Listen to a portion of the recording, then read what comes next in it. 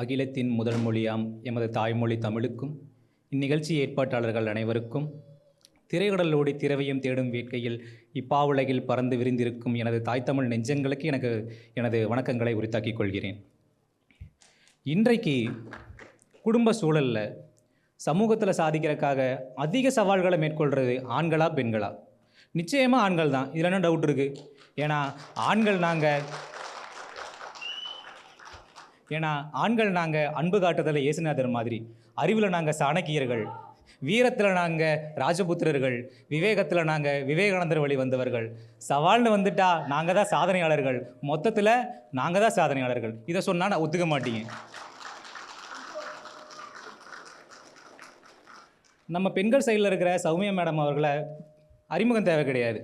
ஏன்னா உலக தொலைக்காட்சி எல்லாத்துலேயும் தன்னோட முகத்தை காட்டியிருக்காங்க. ரொம்ப ஆழமாகவும் ரொம்ப அறிவாகவும் பேசக்கூடிய அவங்க இவ்வளோ உண்மை தெரிஞ்சிருந்தோம் ஏன் பெண்கள் சைடில் போய் உட்காந்துருக்காங்கன்னு எனக்கு தெரியலை. சரி, விவாதத்துக்குள்ளே வருவோம். ஒவ்வொரு ஆண்மகனுக்கும் குடும்பம் அப்படிங்கிறது ஆக்சிஜன் சிலிண்டர் மாதிரி. அதில் இருக்கிற ப்ரெஷரை கரெக்டாக மெயின்டைன் பண்ணணும். அது அதிகமாக போனாலோ இல்லை குறைஞ்சி போனாலோ நம்மளால் மூச்சிட முடியாது. கரெக்டாக பேலன்ஸ் பண்ணி ஆகணும். ஏன்னா நல்லா படிக்கணும் அப்படிங்கிற ஆரம்பித்து நல்ல வேலைக்கு போகணும், கை நிறைய சம்பாதிக்கணும், அங்கே மனசுக்கு பிடிச்ச ஒரு பெண்ணை பார்த்து காதலிக்கணும், காதலிச்ச பாவத்துக்கு அவங்களே கல்யாணம் பண்ணிக்கணும், கல்யாணம் பண்ணிவிட்டு அழகான குழந்தைகளை பெற்றெடுத்துக்கிட்டு அவங்களுக்கு நல்ல தகப்பனாக இருக்கணும், அது போக நம்மளை பெற்றவங்களுக்கும் நல்ல ஒரு மகனாக இருக்கணும் அப்படிங்கிற ஒரு கட்டமைப்பை சமாளிக்கிறது ஒரு பெரிய சாதனை தானே. நான்லாம் டைம் பாம்புக்கே தாலி கட்டி குடும்பம் நடத்திக்கிட்டு இருக்கேன். ஏன்னா ஒவ்வொரு குடும்ப சண்டைக்கு அப்புறமும் என்னை ஒரு பதட்டமான நிலைமையிலே வச்சுருப்பான். அதாவது ஒவ்வொரு தடவை சண்டை முடிஞ்சதுக்கப்புறம் நான் சாப்பிட உட்காரும் போதெல்லாம் என் மனசில் ஒரு மைண்ட் வாய்ஸ் வரும். என்னென்னா, தன் உணவில் விஷம் கலக்கப்பட்டதை உணர்ந்து கொண்டார் போதி தருமர் அப்படின்னு ஒரு மைண்ட் வாய்ஸ் வரும். அதையெல்லாம் தட்டி கழிச்சிட்டு சாப்பிட்டா, ஏங்க இன்றைக்கி ஒரு முடிவாக சொல்லுங்கள், உங்களுக்கு உங்கள் அம்மா முக்கியமா இல்லை நான் முக்கியமானு கேட்பேன். சத்தியமாக எனக்கு விட தெரியாது. மனசு உடனே சொல்லு அம்மா தானே. இருந்தாலும் அப்படிலாம் இல்லாமல் அறிவுபூர்வமாக அணுகி அப்படிலாம் கிடையாது, நீ அடிடி செல்லும் அப்படின்னு சொல்லிட்டு மூவ் ஆன் ஆகி போயிடுவோம். சரி, பெற்றவங்க கிட்டையாவது போய் நம்மளோட மனக்குமரல்களை சொல்லலாம் அப்படின்னு பார்த்தா அவங்க என்னன்னா, நீ கல்யாணம் பண்ணது மாறிட்ட அப்படிங்குவாங்க. நான் என்ன மாறிட்டேன்னு எனக்கு தெரியலை. என்னென்னா, இவங்களே கல்யாணம் பண்ணி வைப்பாங்களா, இவங்களே மாறிட்டேன்னு சொல்லுவாங்களா? என்ன ஜோக் காட்டுறீங்களா? இல்லை நான் தெரியாமல் இருக்கிற என்ன ஜோக் காட்டுறீங்களா? கொரோனா காலத்தை நம்மளால் மறந்துருக்க முடியாது. ஏன்னா லாக்டவுன் காலத்தை நம்ம எவ்வளோ அல்லல் பட்டோம்னு நமக்கு தெரியும். ஒவ்வொரு ஆண்மகனும் தன்னோட குடும்பத்தை காப்பாற்றணும் அப்படிங்கிறக்காக துண்டை உதறி தோளில் போட்டுக்கிட்டு கொரோனாவாவது நம்மளாவது பார்த்துக்கலாம் அப்படின்னு சமாளிக்க நாங்கள் கிளம்பலையா? சொல்லுங்கள். லெஃப்டில் இண்டிகேட்டரை போட்டு ரைட்டில் கையை போட்டு ஸ்ட்ரெயிட்டாக போய் கொரோனா வைரஸே கன்ஃபியூஸ் பண்ணி நாங்கள்லாம் சமாளிச்சுமே, இதுக்கு பேர் சாதனை கிடையாதா? ஒரு திருக்குறள் இருக்குது, மோப்ப குழையும் அனிச்சம் முகம் திரிந்து நோக்க குழையும் விருந்து. இதோட பொருள் என்ன அப்படின்னா, அனிச்சம்னு ஒரு பூ இருக்குது, அந்த பூவை மோந்து பார்த்தாலே வாடி போயிருமா. அதே மாதிரி தான் ஒவ்வொரு ஆண்மகன்களுடைய மனசுமே ஒரு பூ மாதிரி மென்மையானது, மிருதுவானது. ஆனால் அந்த பூவை நீங்கள் மோந்து மட்டும் பார்க்குறது கிடையாது. குடும்ப அமைப்புங்கிற பேரில் அதை போட்டு கசக்கி பிழிஞ்சு காய போட்டு பத்தாவதுக்கு கிளிப்பையும் மாட்டி விட்டு போயிடுறீங்க. ஒரு குடும்ப அமைப்புங்கிற பேரில் ஒவ்வொரு ஆண்மகனுக்கும் எத்தனை டிமாண்டு தான் நீங்கள் கொடுக்குறீங்க எனக்கு சத்தியமாக தெரில. படித்து முடித்த உடனே வேலைக்கு போகணுமா? நான் வாங்கின மார்க்குக்கு எனக்கு எங்கே வேலை கிடைக்கும், நான் எப்படிப்பட்ட வேலை செய்யலான்னு நானே ஒரு கன்ஃபியூஷனில் இருப்பேன். இந்த இடையில வந்துட்டு சரி அதையும் சமாளித்து ஒரு வேலைக்கு போய் சேர்ந்துட்டா எத்தனை டிஜிட்டில் சம்பளம் வாங்குறீங்கன்னு கேட்குறீங்க. முன்னாவது பரவாயில்ல, என்ன அப்படின்னா எவ்வளோ சம்பளம் டேரெக்டாக கேட்டீங்க, இப்போ எத்தனை டிஜிட்டுங்கிற அளவுக்கு அப்டேட் ஆகிருக்கீங்க. நான்லாம் 90s கிட்ஸுங்க, எனக்கெல்லாம் பொண்ணு கிடச்சி கல்யாணம் ஆகிறது எனக்குலாம் பெரிய விஷயம். அப்படி ஒரு கல்யாணம் பண்ணால் கல்யாணம் போன முதல் வாரத்தில் ஏதாவது விசேஷம் இருக்கான்னு கேட்குறீங்க. ஒரு வாரத்தில் விசேஷம் வைக்கிறதுக்கு நான் என்ன சூப்பர் வேணாம் சொல்லுங்கள் பார்க்கலாம்.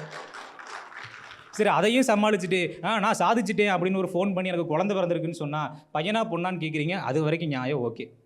அதுக்கப்புறம் இல்லை எனக்கு பொண்ணு பிறந்திருக்குன்னா, நீ ஏற்கனவே குதிரைக்கு கடிவாளம் கட்டின மாதிரி நேராக பார்த்துட்டு ஓடிக்கிட்டு இருப்ப, இனிமேல் இந்த பிள்ளைய கரை சேர்த்துறதுக்காக இன்னும் நீ ஃபாஸ்ட்டாக ஓடணும், இன்னும் 2 மடங்கு வேகமாக ஓடணும், புளிய கரைக்கிறீங்க. சரி, இல்லை எனக்கு பையன் பிறந்திருக்கு அப்படின்னு சொன்னால் உடனே உனக்கு கொல்லி வைக்கிறதுக்கு பையன் கிடச்சிட்டாங்கிறீங்க. நானே இப்போ தான் ஏதோ கல்யாணமாகி ஒரு குழந்தையை பற்றி வாழ்க்கையை ஆரம்பிக்கலன்னா குடும்பம் நடத்தவங்களுக்கு வழி கேட்டால் நீங்கள் கொல்லி வைக்கிறதுக்கு வழி சொல்கிறீங்க. நியாயமாக இது? சரி, யூஏக்கு வந்தோம். இங்கே நல்லா மந்தி பிரியாணி கிடைக்கிது, ஒரு மொகல் பிரியாணி கிடைக்கிது, ஒரு மல்டிநேஷ்னல் ஃபுட்டு, சிக்கன் லசாக்னா கிடைக்கிது, கான்டினென்டல் ஃபுட்டு கொஞ்சம் சாப்பிட்டு ஒரு பூரிப்பில் கொஞ்சம் புஷ்டி ஐட்டம்னு வச்சுக்கிங்களேன். எங்கள் வீட்டு ஆண்டி என்ன பண்ணாங்கன்னா, என்னப்பா நல்லா உடம்பு போட்டியே, கொலஸ்ட்ரால் இது வந்துருச்சோ அப்படிங்கிற. அதோடு நிறுத்தினா பரவாயில்ல. இப்படி தான் கொலஸ்ட்ரால் அதிகமான ஹார்ட் அட்டாக் வந்துருமா அப்படிங்கிறாங்க. சரி ஓகே, நம்ம மேலே ஏதோ ஒரு அக்கறையில் சொல்கிறாங்க அப்படின்னு பார்த்தோம்னா, சரி நம்மளும் ஒரு வாக்கிங் போயிட்டு, ஒரு ஜாகிங் போயிட்டு, ஒரு டயட் இருந்துட்டு ஒரு உடம்ப குறைச்சா, சட்டுன்னு குறைஞ்சிட்டியே, உனக்கு சுகர் வந்துருச்சோ அப்படிங்கிறாங்க.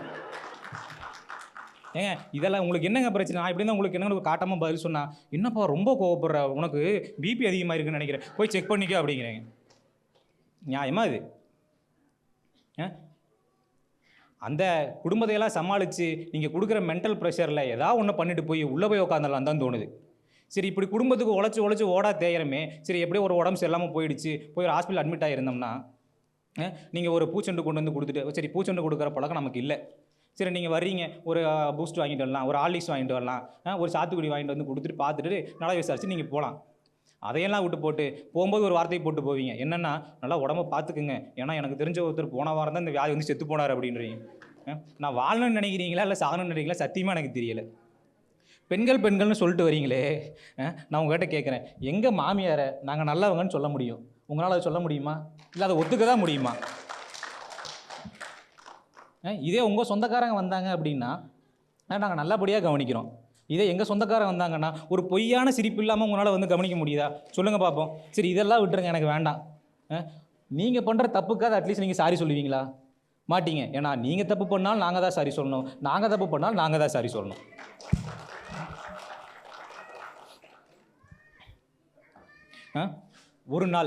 ஒரு நாள் மட்டும் ஆண்மகனாக இருந்து பாருங்கள், அப்போ தான் எத்தனை வலி, எத்தனை வேதனை, எத்தனை சமாளிஃபிகேஷன் பண்ணுறோம், எத்தனை மன உளைச்சல்களை எதிர்கொள்கிறோம் அப்படின்னு நமக்கு தெரியும். இன்கம் டேக்ஸ் கட்டணும், வேட் இருக்குது, ஜிஎஸ்டி இருக்குது, செய்கூலி இருக்குது, சேதாரம் என்னமோ அது ஆண்களாக எங்களுக்கு தான். இன்சூரன்ஸ் கட்டணும், ஸ்கூல் ஃபீஸ் கட்டணும், இஎம்ஐ கட்டணும், அப்பாப்பா இந்த கதையெல்லாம் எங்கிட்ட நான் கூட கண்ணீர் வடிக்கும். ஆனால் இது அத்தனையும் சமாளித்து அதிகமாக சாதனைகள் பண்ணுறது யார்? கண்டுபிடிப்புகள் அதிகமாக கண்டுபிடிக்கிறது யார்? ஆண்களாகிய நாங்கள் தானே. அதிக நோபல் பரிசு வாங்குறது யாருங்க? நாங்கள் தானே. எத்தனை சமாளிக்கிறோம்? பெண்கள்னு சொல்லிட்டு வரீங்க, எங்களுக்கான அங்கீகாரம் கிடைக்குதா? எங்களுக்கான அங்கீகாரம் ஒருபோதும் கிடைக்கிறது கிடையாது. ஒரு விஷயத்தை பெண்கள் பண்ணிட்டாங்கன்னா பெண்களுக்கு வந்தால் அதுக்கு பேர் நத்தம், எங்களுக்கு வந்தால் அதுக்கு பேர் தக்காளி சட்னி. பெண்கள் தினம் கொண்டாடுற இந்த சமூகத்துக்கு ஆண்கள் தினம் என்னைக்குன்னா தெரியுமா? சொல்லுங்கள் பார்ப்போம். நவம்பர் 19 எனக்கு தெரியாது, நான் இப்போ தான் இதுக்காக பார்த்துட்டு வந்தேன். ஏன்னா நான் அது கொண்டாடினதும் இல்லை, நான் கேள்விப்பட்டதும் கிடையாது. கடைசியாக ஒன்று சொல்லிக்கிறேன், ஆண்களாகிய நாங்கள் எல்லாருமே ராயேஜன் மாதிரி எங்களுடைய சவால்களோ எங்களுடைய சாதனைகளோ எதுவுமே இந்த உலகத்துக்கு தெரிய போகிறதும் இல்லை, தெரிஞ்சாலும் அதுக்கான அங்கீகாரமும் கிடைக்க போகிறதில்லை. எங்களுக்கு அவார்டும் கிடையாது, எங்களுக்கு ரிவார்டும் கிடையாது.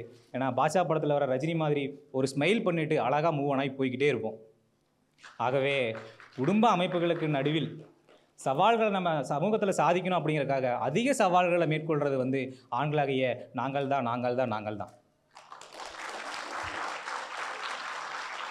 கடைசியாக ஒன்று சொல்லிக்கிறேன், திருமணம் ஆண்கள் அனைவருக்குமே ஒரு நிவாரணத் தொகை தரணும்னு ஆண்கள் சார்பாக கேட்டுக்கிட்டு, அடுத்ததா பெண்கள்னு கலராக கம்ப்யூட்டர் கதையெல்லாம் சொல்ல வரப்போகிற நம்ம திவ்யா மேடத்துக்கு வழி விட்டுட்டு வாய்ப்புக்கு நன்றி பாராட்டி விடைபெறுகிறேன். வணக்கம்.